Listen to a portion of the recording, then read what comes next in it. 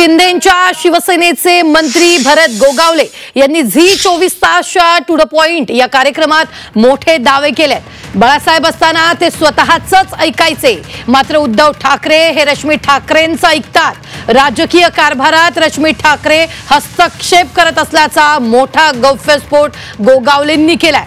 भरत गोगावलेंनी हा गौप्यस्फोट केला असून कुणाला निवडणुकीचं तिकीट द्यायचं आणि कुणाला द्यायचं नाही याचाही निर्णय रश्मी ठाकरे घ्यायच्या असा मोठा दावा गोगावलेंनी टू द पॉइंट या कार्यक्रमात केलेला आहे। आत्ताच्या क्षणाची ही सगळ्यात मोठी बातमी आहे। तर रश्मी ठाकरेंमुळेच आदित्य ठाकरे मंत्री झाले असंही त्यांनी म्हटलेलं आहे। आघाडीत शिंदेंचं नाव सीएम पदासाठी निश्चित होतं असंही त्यांनी म्हटलेलं आहे। भरत गोगावलेंनी अनेक दावे या मुलाखतीत केलेले आहेत। राजकीय कारभारात रश्मी ठाकरे हस्तक्षेप करतात असं गोगावलेंनी म्हटलेलं आहे। बाळासाहेब ठाकरे होते तेव्हा ते स्वतःच ऐकायचे, मात्र उद्धव ठाकरे रश्मी ठाकरेंचंच ऐकतात असं भरत गोगावलेंनी या मुलाखतीत म्हटलेलं आहे। टू द पॉइंट कार्यक्रमात गोगावलेंनी हा मोठा दावा केलेला आहे। गोगावलेंनी ठाकरेंबाबत हे मोठे दावे केले। तिकीट कुणाला द्यायचं कुणाला द्यायचं नाही हे सुद्धा रश्मी ठाकरे ठरवत असल्याचं त्यांनी म्हटलंय। निर्णय प्रक्रियेत रश्मी ठाकरेंचा हस्तक्षेप असल्याचं त्यांनी म्हटलंय। काही लोकांनी एकनाथ शिंदेंना सीएम होऊ दिलं नाही असं देखील भरत गोगावलेंनी म्हटलेलं आहे।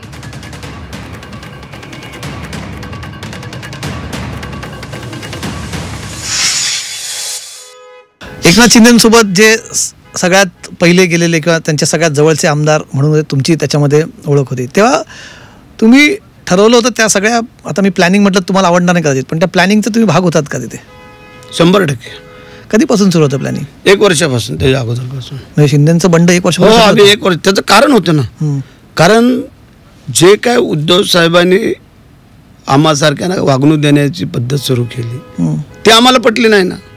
आम्ही बाळासाहेबांचे समर्थक हे निश्चित होतो, परंतु बाळासाहेब बोलायचे पण मनात काय ठेवायचे नाही।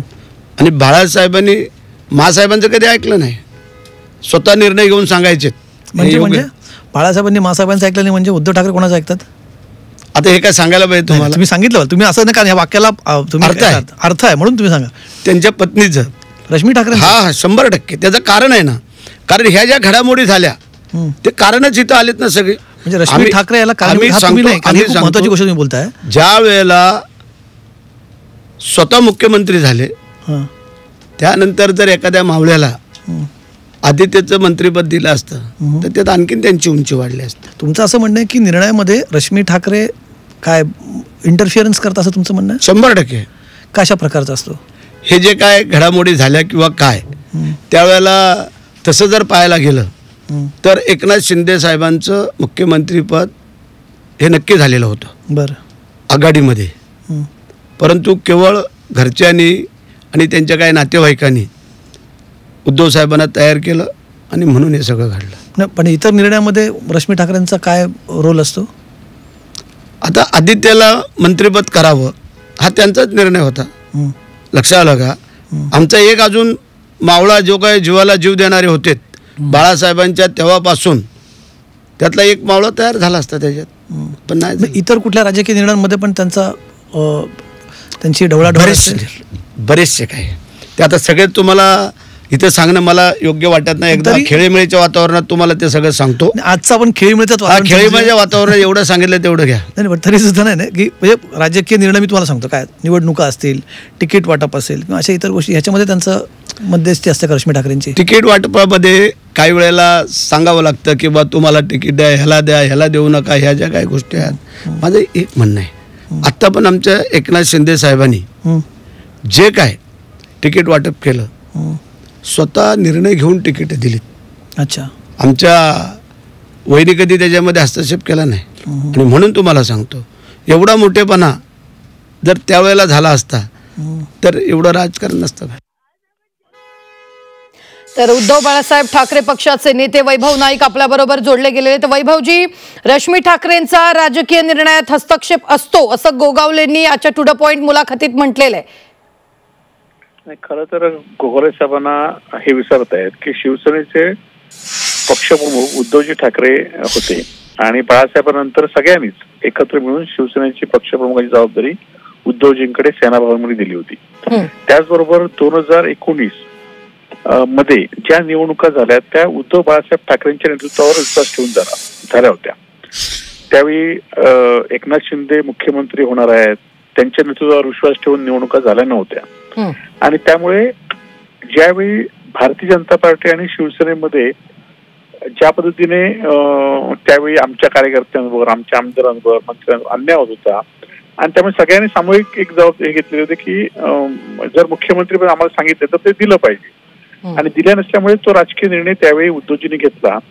परंतु त्यावेळी ह्या निवडणुका ह्या उद्धव बाळासाहेब ठाकरेंच्या नेतृत्वाखाली लढल्या गेल्या होत्या आणि ज्यांच्या नेतृत्वावर निवडणूक लढतात तेच खरं तर त्यावेळी महत्वाच्या पदासाठी नाव असतं. आज आपण बघितलं सर की कालच्या विधानसभेच्या निवडणुका कोणत्याच ह्याच्यामध्ये निवडणूक मुख्यमंत्री असले एकनाथ शिंदे तरी त्यांच्या नेतृत्वाखाली लढल्या नसल्यामुळेच त्यांना आज मुख्यमंत्री पद होता आलं नाही आणि त्यामुळे त्या निवडणुका उद्धवजींच्या नेतृत्वाखाली लढल्या होत्या आणि त्यामुळे उद्धवजीच मुख्यमंत्री होणे हे क्रमप्राप्त होते. त्याचबरोबर रश्मिताई खरं तर आजच नाही तर महिला आघाडीची महासाहेबांनंतर अनेक वर्ष जबाबदारी हे रश्मिताई घेतात.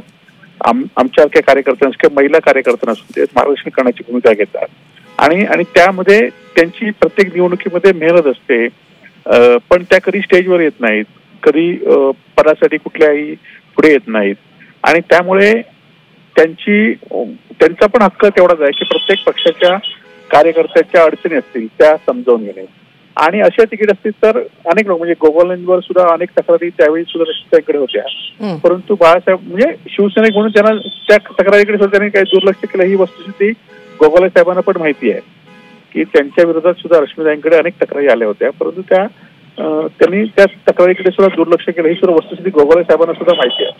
परंतु यामध्ये न जाता आता खरं तर ह्या आता आदित्य ठाकरे जे असतील उद्धवजी असतील हे आता मुख्यमंत्री आणि मंत्री होऊन आता 6 वर्षापेक्षा जास्त काळ लोटलाय.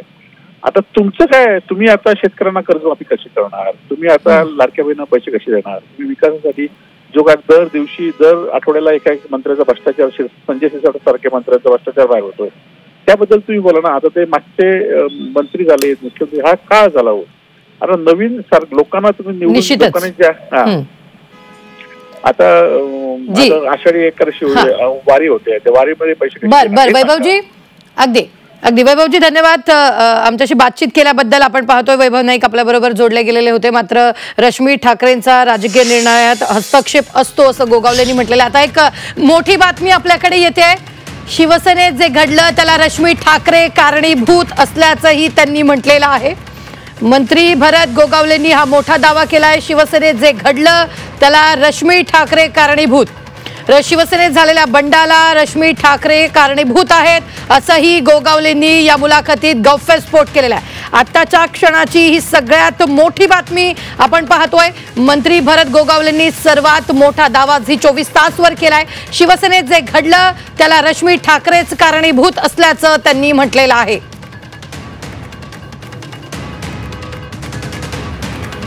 तर मनश्री पाठक माझ्या सहकारी जोडल्या गेलेल्या आहेत माझ्याबरोबर. मनश्री आज भरत गोगावलेंनी टू द पॉइंट या मुलाखतीत मोठे गौप्यस्फोट केलेले आहेत मोठे दावे केलेले आहेत. उद्धव ठाकरे रश्मी ठाकरेच ऐकतात शिवसेनेत जे बंड झालं त्याला जबाबदार रश्मी ठाकरेच आहेत असं त्यांनी म्हटलंय. रुबीना एक लक्षात घेतलं पाहिजे की टू द पॉइंट या मुलाखतीत भरत गोगावलेंनी जो दावा केलाय त्याची कुजबूज या आधी सुद्धा सुरू होती. खरं तर मातोश्रीच्या अंगणात केल्या जाणाऱ्या राजकीय समीकरणांमध्ये रश्मी ठाकरेंचा किती सहभाग असतो किती हस्तक्षेप असतो याची चर्चा या निमित्ताने या मुलाखतीच्या निमित्ताने सुरू झालेली आहे. मात्र भरत गोगावलेंचं एक वाक्य या संपूर्ण मुलाखतीत अतिशय महत्त्वाचं ठरतं. ते म्हणतात की शिवसेनेत जे काही घडलं त्यामध्ये रश्मी ठाकरे यांचा सुद्धा हात होता. म्हणजे शिवसेना फुटण्यासाठी कारणीभूत रश्मी ठाकरे होत्या का असा प्रश्न थेटपणे आता उपस्थित झालेला आहे.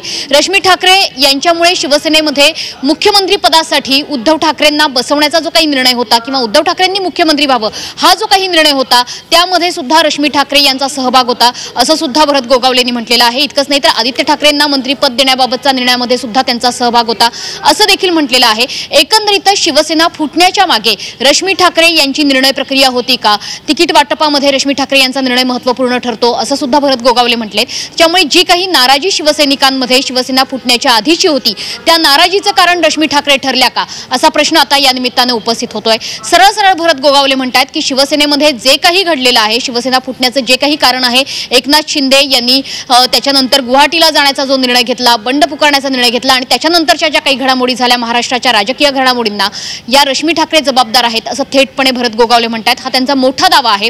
मात्र जसं मी मगाशी म्हटलं की एकंदरीतच ठाकरे घराण्याच्या राजकीय निर्णय प्रक्रियेमध्ये रश्मी ठाकरेंचा कुठे ना कुठे सहभाग असतो याची कुजबूज आतापर्यंत होतीच. मात्र सोबतच महिला आघाडीच्या बाबतीत सुद्धा रश्मी ठाकरेंचा खूप महत्त्वाचा रोल असतो. रश्मी ठाकरेंना भेटल्याशिवाय उद्धव ठाकरेंना भेटता येत नाही अशा पद्धतीच्या चर्चा या सुद्धा राजकीय नेत्यांमध्ये असतात. निश्चित. मनश्री, धन्यवाद ताजे अपडेट देण्यासाठी.